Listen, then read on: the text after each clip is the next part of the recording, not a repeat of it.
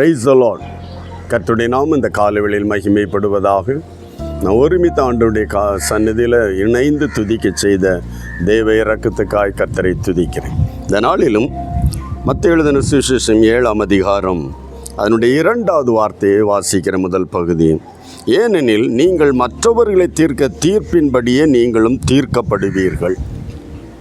நாம் மற்றவர்களை தீர்க்கிற தீர்ப்பின்படியே நாம் செய்யாத குற்றத்துக்கு தீர்க்கப்படுகிறோம், செய்யாத குற்றத்துக்கு தண்டிக்கப்படுகிறோம் என்று அநேகர் புலம்புவதை கேட்டிருக்கிறேன்.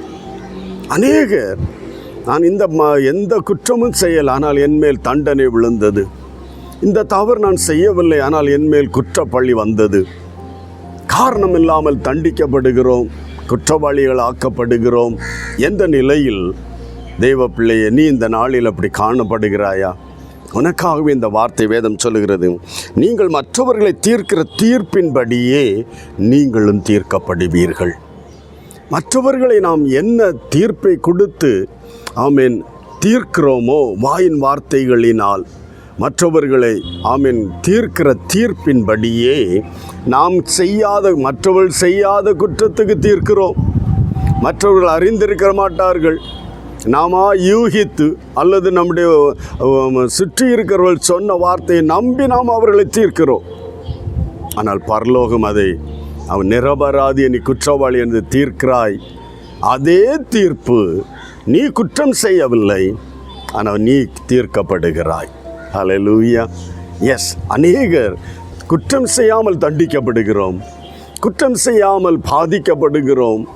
இதென்ற பொருளை நாம் அறிந்திருக்கோம். யாரையாவது குற்றவாளி என்று தீர்த்திருந்தோமானால், அந்த தீர்ப்பின்படி அவர் செய்யாத குற்றத்தை குற்றவாளி என்று தீர்த்திருந்தால், மற்றவருடைய வார்த்தையை நம்பி தீர்த்திருந்தால், நாமும் குற்றம் செய்யாமலேயே குற்றவாளி என்று தீர்க்கப்படுவோம். அது எவ்வளோ வேதனையானது தெரியுமா? சொல்லாததை சொன்னேன் என்று உன்னை குறித்து சொல்லும்போது எவ்வளோ வேதனைப்படுகிறாய். இதே வேதனை மற்றவர்களும் அடைந்திருப்பார்கள் அல்லவா? பல தேவ பிள்ளைகள் இதை நாவினால் பாவம் செய்யாதபடிக்கு உம்முடைய வசனத்தை என் இருதயத்தில் வைத்தேன் என்று சங்கீதக்காரன் எழுதுகிறபடி இந்த கால வேளையில் நாம் மற்றவர்களை தீர்க்காதிருப்போம். நீ பட்டிருக்கிற ஒரு நிலைமை உண்டுமானால், நீ செய்யாத குற்றத்துக்கு தண்டனை அனுபவிக்கிற ஒரு நிலைமை உன்னுடைய வாழ்க்கையில் இருக்குமானால், இன்று சிந்தித்து பாருன் வாழ்க்கை பின்பகுதி. கடந்து வந்த பாதைகளை யாரையாவது நான் இது மாதிரி தீர்த்ததுண்டா? என் இளம் வயது நாட்களில், என் வாலிப வயது நாட்களில் பரியாசத்தோடு அந்த வார்த்தையினால் தீர்த்ததுண்டுமோ? அது எனக்கு திரும்பி வந்திருக்கலாம். இந்த நாளில் அது உணர்ந்து ஆண்டவரை நோக்கி பார்க்கலாம், ஒரு நிமிடம் ஜெபிக்கலாம். இந்த சூழ்நிலையிலிருந்து நம்மை மாற்றுவார். நம்மை கிறிஸ்துவின் இரத்தத்தால் கழுகப்பட ஏதுவாயிருக்கு. ஜெபிக்கலாமா? அன்பு தகப்பனே, இந்த காலை வேளையில் என்னோடு இணைந்து ஜெபிக்கிற எல்லா தெய்வ பிள்ளைகளுக்காக நன்றி.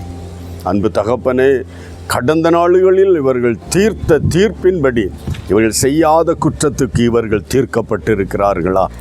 இவர்கள் ஆண்டவரே நினையாத, ஆண்டவரே எதிர்பார்த்திராத காரியத்தில் இவர்கள் சிக்க வைக்கப்பட்டிருக்கிறார்களா? இந்த நாளில் என்னோடு இணைந்து ஜெபிக்கிற எல்லாரையும் ஒப்பு கொடுக்கிறேன்ப்பா. என் ஆண்டவரை கடந்த வாழ்க்கையை திரும்பி பார்த்து, ஆண்டவரை குற்றவாளி அல்லாதவர்களை நான் குற்றவாளி என்று தீர்த்த விஷயத்தில் செய்த குற்றத்து நிமித்தம் எனக்கு இது வந்தது என்பதை உணர்ந்து அறிக்கை செய்து அதை மன்னிப்பு கேட்டு இரக்கத்தை பெற்றுக்கொள்ள எல்லா தெய்வ பிள்ளைகளுக்கும் இரக்கம் செய்வீராக. எல்லா இருதயங்களோடும் பேசுவீராக. நாமத்தை உயர்த்தும் மகிமைப்படுத்தும். கர்த்தர் இப்படி செய்யப்படுறதுக்காக நன்றி. இயேசு கிறிஸ்துவின் நாமத்தில் பிதாவே, ஆமென், ஆமென். Price God. கர்த்தர் உங்களை ஆசீர்வதிப்பார். God plus.